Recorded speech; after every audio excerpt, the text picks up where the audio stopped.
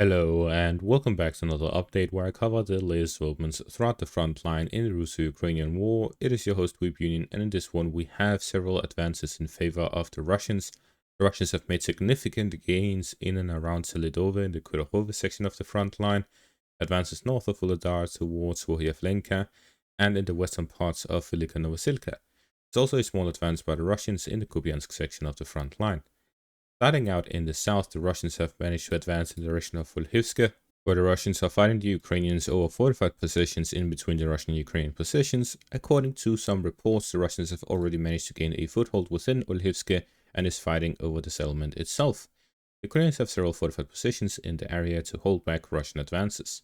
In the north of Levatne, the Russians have managed to advance along the forest lines and river line here to the north of the settlement, aligning the front line according to the situation. So we see that there are further pushes towards Novodarivka. To the west of Makarivka, the Russians are attacking the fortified positions of the Ukrainians along the main road between Rifnopil and Staromayosk. So we see a clear and general advance of the Russians here in the northern and western direction of Levatne and Staromayosk along the Remevsky Lech area. In the direction of Volodar, the Russians have gained control over some forest lines here in between Volodar and Bohyavlenka, fighting against the Ukrainian fortified positions in the area. And further north, the Russians have managed to capture the forest patch east of Bohyavlenka, meaning that the Russians are now within 2 kilometers of the settlement, approximately 1.68 kilometers from the settlement. So we see that the Russians are now very close to it. The front line is along the fortified positions. Further north here in the direction of the Kurakhove section of the front line, the Russians have managed to capture the entire settlement of Ismailivka here in the western parts of Hironik, covering the western flank of the settlement, reaching the supply roads in and out of Hironik. With this, the Russians are now one step from fully encircling the eastern parts. By cutting off this road, there's no road connecting the east and the west, outside of Russian fire control, near Ostrevsk in the south and Ismailivka in the north. There's one secure supply line left. In the direction of Novoselidivka, the Russians managed to advance along the main road towards the settlement and connect the area between Ismailivka and Novoselidivka and gain a foothold in the eastern parts of the settlement. So the battle over Novoselidivka has begun, while the Battle of Ismailivka ended before they even managed to begin. Here in the western parts of Sukharina, the Russians managed to capture the remaining parts of the settlement, capture some fortified positions in the western parts. This is 2 offensive operations in one. It is one towards Kremenna-Dulka to fight here in the southern direction, and one in the northwestern direction towards the fortified positions. You may even say there's a third one directly towards Novodimitrivka in the west. In the direction of Selydove, there is a massive Russian advance in the southern and eastern parts of the settlement. The Russians have fully secured the industrial area in the northeast. They've managed to gain a foothold in the high-rise apartment complex area in the northern parts of the central parts of the settlement, and have fully gained control over the apartment complex area in the southern parts. This, with a combined strike both from the east and the south, is a heavy strike on the southern parts of Selydove, combined with an assault directly towards Vishneve, cutting off the supply road in and out of the settlement. We see heavy fighting here in the direction of Selydove, with the Russians attacking everywhere in the east and in the flank of the settlement itself. Further north here in the direction of Stepova-Novoselivka, the Russians have made a small advance here to the west of Kislivka, and this was confirmed with the geolocated footage. In general, we see here in the northeastern section by Pishana, Stepova-Novoselivka, the Russians are making small incremental gains, likely due to the heavily fortified areas here in the east of Kupiansk and the proximity to Kupiansk itself. The main force of the Russians have pushed towards Sinkove. In general, we see significant advances of the Russians in the south and in the east. Let's take a closer look at those. In the direction of Olhivske, the Russians have advanced directly from Stepove here along the southern bank of the river line towards the road intersecting here in the western parts, combined with an assault from Levatne towards Olhivske from the eastern parts. This is to gain control over the northern and southern bank of the river line that goes from Stepove through Olhivske. At the same time, the Ukrainian fortified positions are located here in the north, so it is an assault towards these fortified positions, while in the cover of the ones fighting, the Russians advance further towards Olhivske in an attempt to do a similar tactic to what the Ukrainians did in the Kursk offensive, where some forces are attacking the fortified positions of the Ukrainians, while other forces are launching the attack further, pushing further towards the rear of the Ukrainian forces to attack both at the same time, mostly to target FPV drone operators and other long-range units in comparison to simply fighting the frontline units. The advance north of Levatne is mostly to secure the river line, but also to make room for crossings to the northern bank of it, where the Russians will look to attack the settlement of Novodarivka to gain control over that and the fortified positions around it. Combined with an assault from Starmayorsk towards Rivnopil, this is again to gain control of fortified positions and storm the next settlement. There will be a combined assault towards Novodarivka and Rivnopil to attack both similarly at the same time. And moving on further north, there's Novopil, and the Russians would be able to cut off the road between the Velikonovosilka and the Zaporizhia region. In the direction of Boryavlenka, the Russians are now fighting over fortified positions. They are preparing with some initial fights to gain a wider area near the fortified positions under their control, exposing their fortified positions and isolating them from each other with these assaults to cut off in between them. The objective here is to gain control over them one by one and defeat them one by one.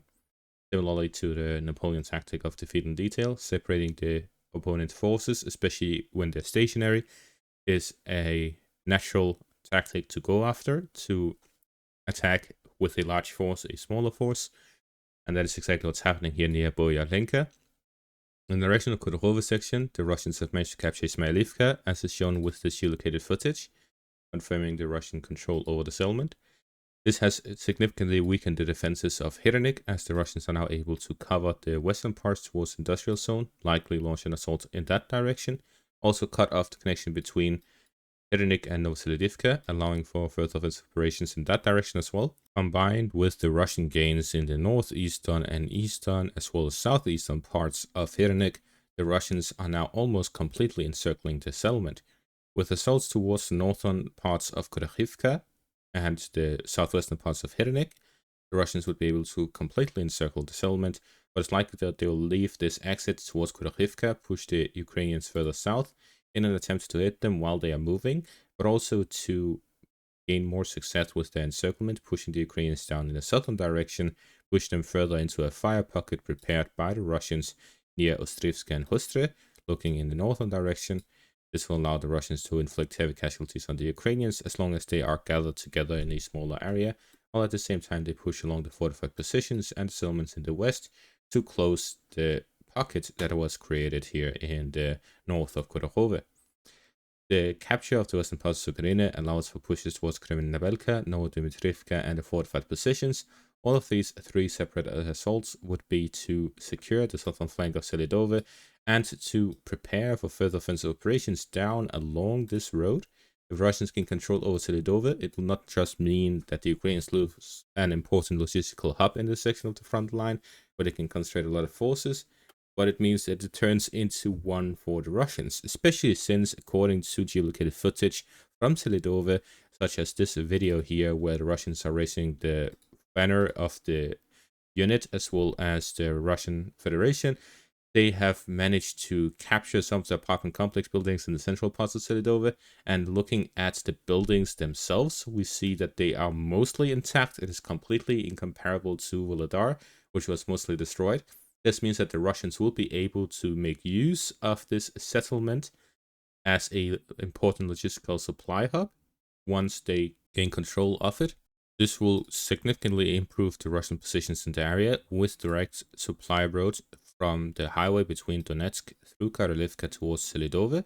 It will significantly improve the logistical hub from Donetsk towards Selydove. This will allow for further offensive operations towards Pokrovsk and down south towards Kurakhove. This will also allow for a springboard for these offensive operations, while also allows to supply the general area near it.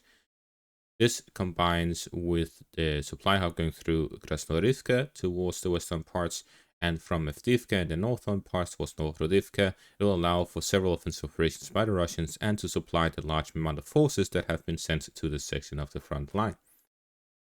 The assault towards the flank by Vishneve, cutting off the main road in and out of Selydove in the southern flank, while the northern flank is within a few hundred meters. The Ukrainian forces are in a very difficult situation in terms of supply and rotations.